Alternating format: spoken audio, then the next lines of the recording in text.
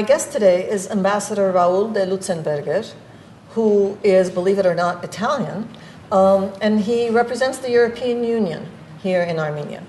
And we're speaking with Mr. de Luzenberger today because the European Union is what is in the news today. Today, the European Union leadership, all heads of state and governments of all 27 countries, plus the 5 countries who are considered part of the Eastern Partnership, that's us, Armenia, Georgia, Azerbaijan, Moldova, and Ukraine, are all gathered in Warsaw in order to talk about new ways of further integrating those countries into European structures. And the reason it's called the Eastern Partnership is because those near the Mediterranean found their own different way of more closely integrating. And so here we are today with a project that Poland and Sweden, in fact, conceived 3 years ago. 3 years ago. 2 years ago was the first summit. This is the second summit. And I just have one very simple question that probably has a complicated answer. The expectations of the European Union leadership of these countries and their leaders, us, our leadership, and on the other hand, our expectations of this potentially great opportunity. Let's start with the European Union. What is the expectation? Why the summit? So, well, hello everyone, first of all. It's indeed a complicated answer, so I'll try to clip it. What's a success? What will they be happy with? Well, the success is strengthening the relationship. And I think this goes on both sides. We, on our side, want to take stock of the 2 years of cooperation, and we want to reinforce this cooperation. We want also to improve and change some of the vectors of cooperation. We want to open to civil society cooperation, stronger cooperation with civil society. There is the idea of launching an endowment for democracy from the European side to support civil society in working with the government of partner countries in a critical way, but also to be critical towards the European Union and what we propose. So the cooperation won't just be from Brussels to the governments of each of these 5 countries, but also with NGOs and civil society actors. Yes. There is an ambition program of parliamentary cooperation also through the Euronest. And there is, of course, a very large cooperation with governments. And this we want to strengthen. We want to reinforce our commitments in terms of mobility, in terms of economic integration. Economic integration, we understand. Mobility? Mobility, visa facilitation, readmission agreements, and mobility partnership, the possibility to go and work legally in the European Union. At the same time, we would like to see the reinforced commitment of our partners to reform. We are interested in the reforms because there is no stability and no peace without reforms. And is this a carrot and stick approach? Is it, you know, the more reforms, the closer the integration? Well, the more reforms, the closer the integration, because there is a basis for closer integration. It's not really a carrot-stick approach. The more for more, we have clearly said that we want to do more for more.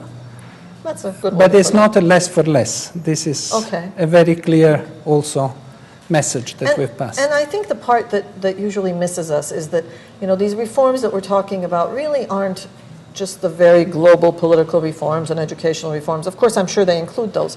But you're also talking about very specific things like standards, like packaging, like copyright, right? All of those on-the-ground issues. Absolutely.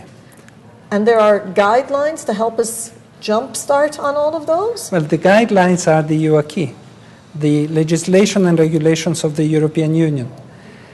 The idea is that if you want to, for example, to export products to our market, you need to take stock of our regulations, and you need to be able to fulfill the requirements of our regulations. Meet those basic standards. Yes, but the bottom line is that this is important also for your consumers. It's a protection. Sure. Those standards are there to protect our consumers, and in the same way they should protect your consumers. Sure. Property rights, absolutely. We want to reward innovation, ability to create new ideas, new things, develop new products, and this is important for us, and it's also important for Armenia, because with your capacity to innovate, you will need to ensure protection for it. Sure.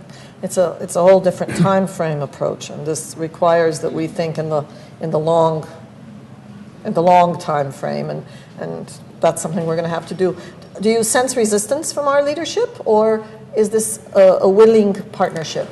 I can repeat what I have already said and what my colleagues already said last week during the highest level technical meeting that we have. It's clear that Armenia has passed from talking about doing reforms to doing reforms. Of course, there is always a lot of things to do. Of course, some of the things touch interests, and it's understandable that it's not always easy. But there is a very clear commitment towards reform and towards a closer integration with the European Union. The reforms that we're talking about are legislative, institutional reforms, or actually implemented structural changes? We are not interested in beautiful legislation. What we want to see is results on the ground. So for us, legislation is of course very important, but implementation is even more important. And what we are looking at is actually concrete cases of implementation. It's always amazed us when we see Armenia's rankings in various indexes where, in terms of legislation and general approaches, we rank fairly high. And then when it comes to actual situation on the ground, we don't do so well. Do you have a feeling for areas where we're doing better than others?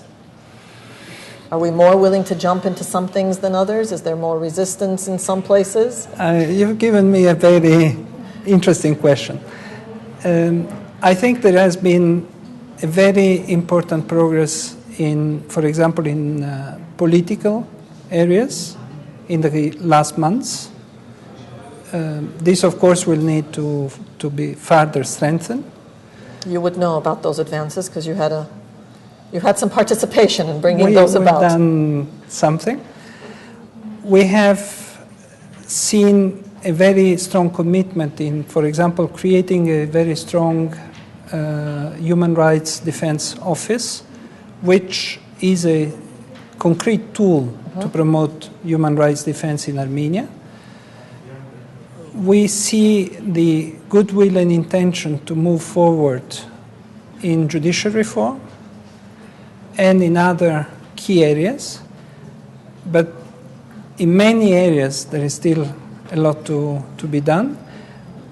But to give you an example, we had strongly insisted in the fact that the regime for excises on tobacco should be fully WTO compliant, because there should be no special treatment for any WTO member. And Armenia took a difficult decision, but eventually has become fully WTO compliant. The same will happen, we understand, very soon in a number of other products. And this is a very welcome step. It's a painful step. We understand that it's not easy.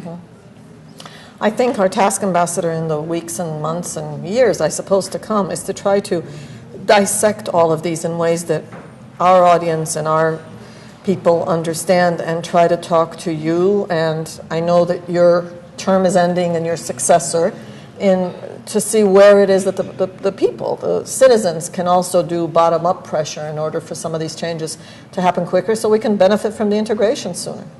But this is why Armenia is actually ahead of the other Eastern partners on the endowment for democracy, because we have already designed a project to support civil society in dialogue, critical dialogue with the government.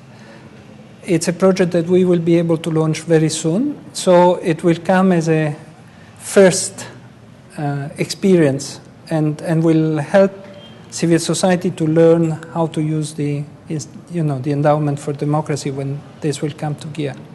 We'll try to be on top of it. Thank you. We wish you good luck in your upcoming adventures. Thank you very much. Thank you.